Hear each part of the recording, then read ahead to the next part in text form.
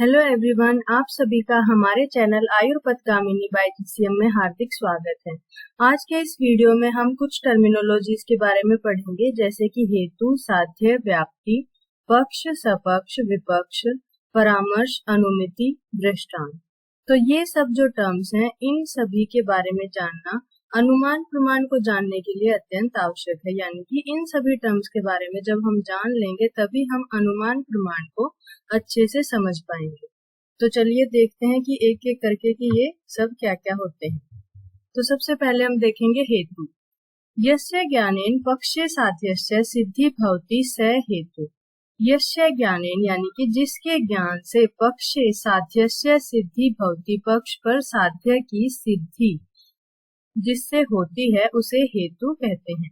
तो तर्क दीपिका के अनुसार ये बताया गया है कि जिस साधन से साध्य सिद्ध करना है उसे हेतु कहते हैं। जिस साधन से, जो कारण है, जो साधन है किसी भी चीज को सिद्ध करने का, उसे हेतु कहा गया है। और हेतु को व्याप्य भी कहा जाता है। तो इन सभी टर्म्स को समझने के लिए हम दो एग्जाम्पल लेके चलेंगे। एक तो सबसे ज्यादा जो कॉमन है, यत्र यत्र धूम तत्र तत्र अग्निरिति। तर्क संग्रह का जो एग्जाम्पल है ये कि जहां जहां धुआं है वहां वहां अग्नि है। पर्वत पर धूम देखकर हम वहां अग्नि का अनुमान कर सकते हैं। हमने देखा है कि जहां जहां धूम है वहां वहां अग्नि है। जैसे रसोई घर में हम देखते हैं अग्नि के साथ धूम होता ही है। यानी कि ये एग्जाम्पल हम लेके चलेंगे कि जहां जहां धुआं होता है वहां वहां अग्नि हम सिद्ध कर सकते हैं, क्योंकि हमने रसोई घर में अपने घर में देखा होता है कि वहां पे जब अग्नि होती है तो साथ में धुआं होता है। और ऐसे में पहले हम प्रत्यक्ष से इस बात को देखते हैं और उसके बाद जब हम पर्वत पर धुआं देखते हैं तो हम इस बात का अनुमान इस बिहाफ पे कर पाते हैं कि यहाँ पे धुआं है, इसका मतलब यहाँ पे अग्नि भी होगी।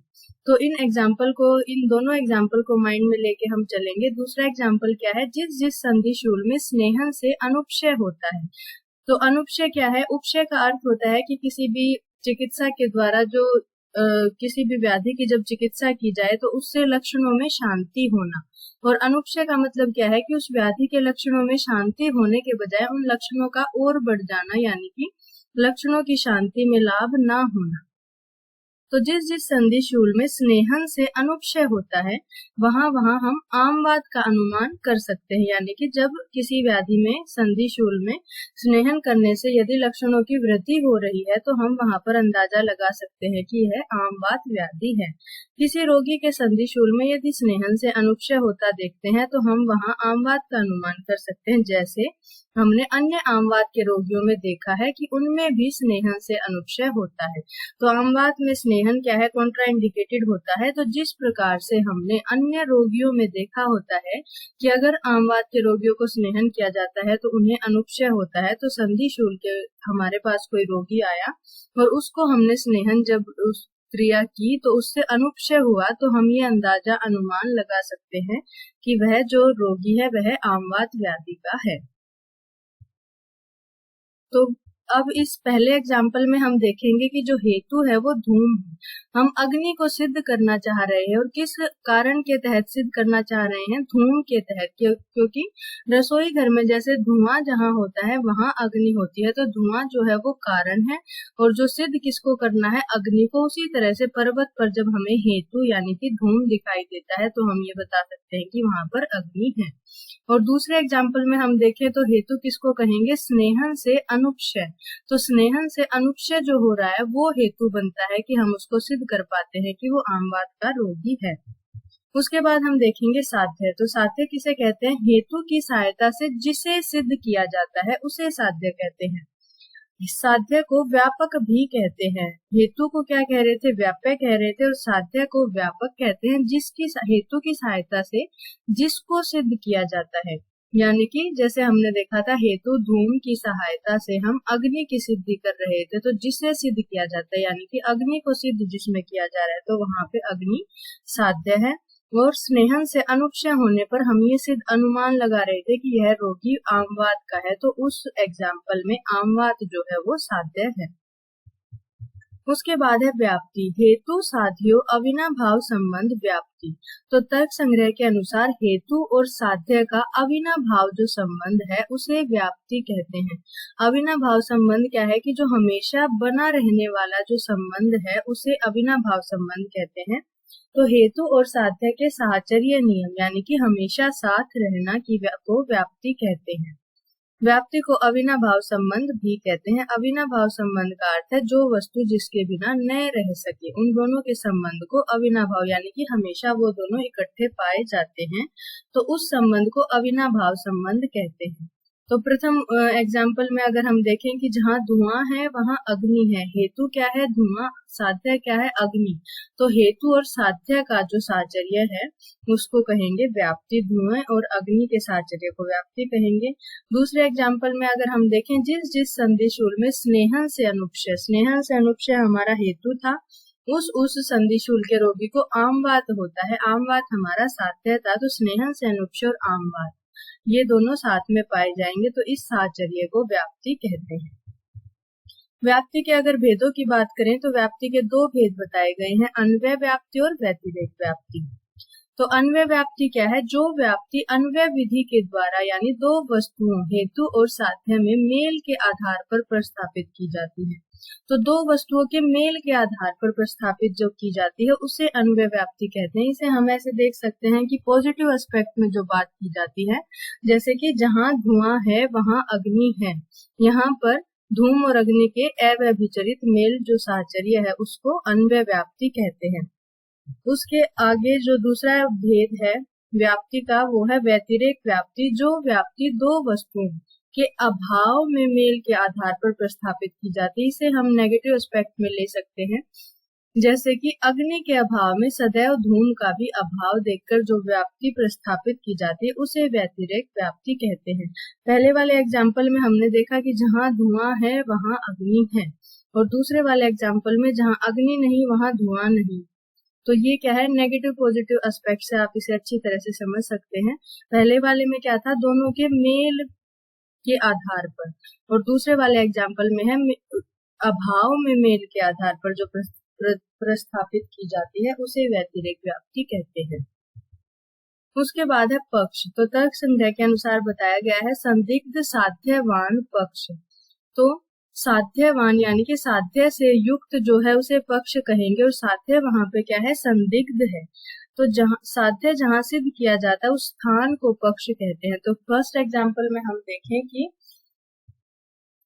और यहाँ पे क्या है? साध्य संदिग्ध होता है। संदिग्ध मतलब जिसपे डाउटफुल जो चीज है, अर्थात साध्य है या नहीं इसकी शंका होती है, उसको हम प्रूव करेंगे कि साध्य यहाँ पे है या नहीं है।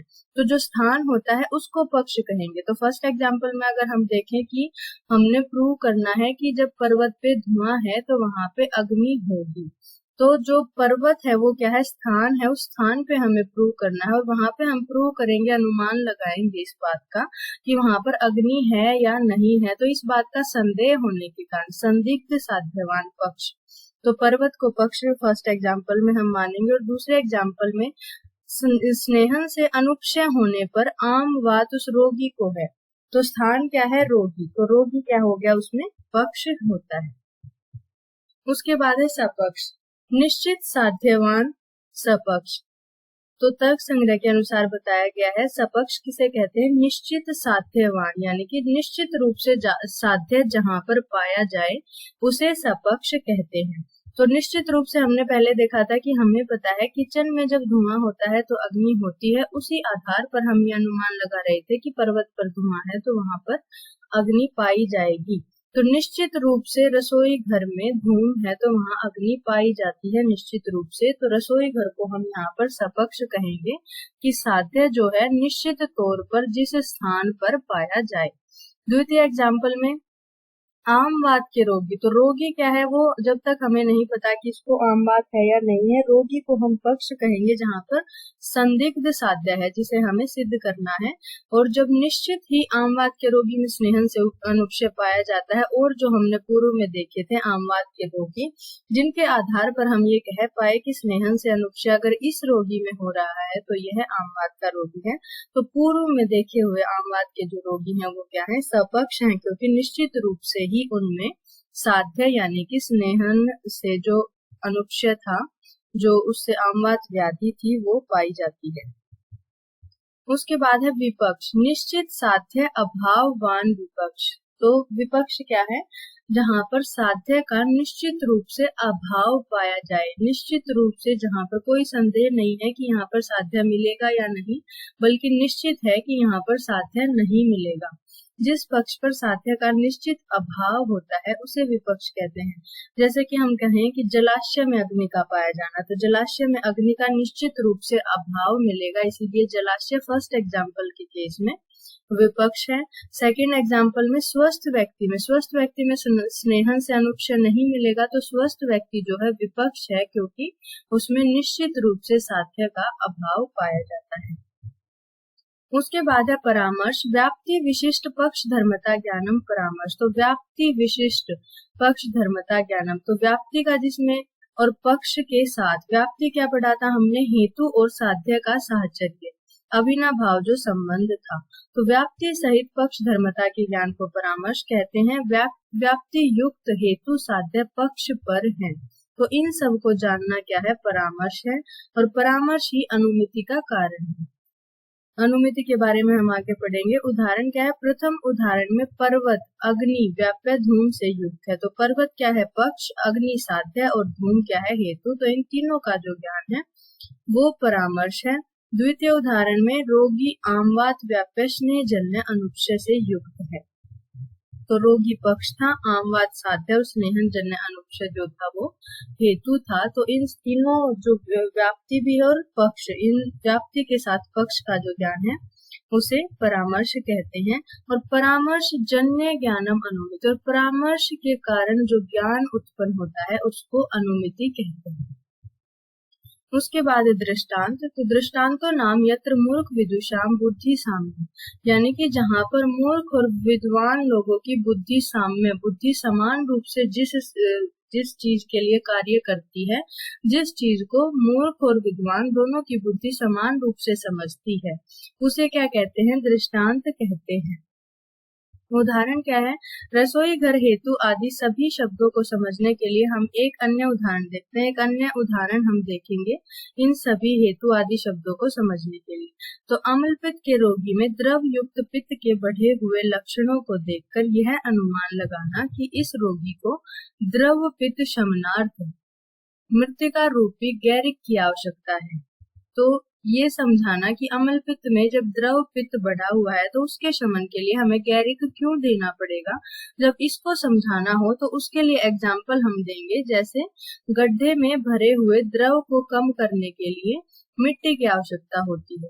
तो जिस प्रकार किसी गड्ढे में अगर कोई लिक्विड पानी भरा हुआ है तो उसको कम करने के लिए, यानी कि उसका शमन करने के लिए जिस प्रकार से ऊपर से मिट्टी डाली जाती है, मिट्टी की आवश्यकता होती है, उसी प्रकार से अम्ल पित्त में जब द्रव पित्त बढ़ता है तो उसके शमन के लिए गैरिक, मृतिका रूपी जो गैरिक है उसकी आवश्यकता होती है। तो इसको अम्ल पित्त में जब द्रव पित्त शमन के लिए गैरिक क्यों देना है, इसको समझाने के लिए जो एग्जाम्पल दिया हुआ है, गड्ढे भरे हुए द्रव को कम करने के लिए मिट्टी की आवश्यकता होती है। तो ये जो दृष्टांत है इसको हम कहेंगे कि मूर्ख और विद्वान दोनों इसको समान रूप से समझने में समर्थ हैं। तो ऐसी जो चीज है उसको दृष्टांत कहेंगे। तो ये सभी टर्मिनोलॉजीज थी जो अनुमान प्रमाण के ज्ञान के लिए हमें पता होनी चाहिए। इसके बाद नेक्स्ट वीडियो में हम अनुमान प्रमाण के बारे में पढ़ेंगे। तो अगर आपको हमारी वीडियो अच्छी लगे तो प्लीज वीडियो को लाइक करें, शेयर करें, चैनल को सब्सक्राइब करें और अपने सजेशंस कमेंट बॉक्स में जरूर लिखें। Thank you so much.